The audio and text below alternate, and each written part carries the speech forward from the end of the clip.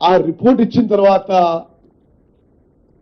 ఎవరైనా ప్రజా జీవితంలో రాజకీయంలో బాధ్యతగా ఉంటే సిగ్గుతో తల వంచుకొని క్షమాపణ చెప్పాల్సిన పోయి అసలు ఎన్డీఎస్ఏ ఎవరు, అసలు ఇది వాళ్ళెవరు, వీళ్ళెవరు రిపోర్ట్ ఇవ్వడానికని ఒక వికృతమైన వికారమైన విమర్శలు మొదలుపెట్టారు.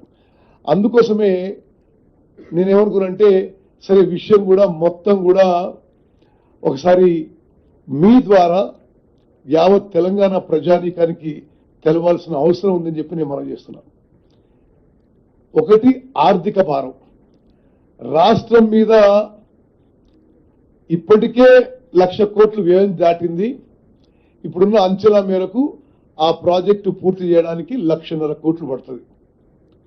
ఇప్పటికి తీసుకున్న అప్పుకే సంవత్సరానికి ఇరిగేషన్ శాఖ ఈ అప్పులు, ఈ ఇంట్రెస్ట్, ఈ ప్రిన్సిపల్ రీపేమెంట్ కి సంవత్సరానికి 16,000 కోట్లు కట్టాల్సి వస్తుంది.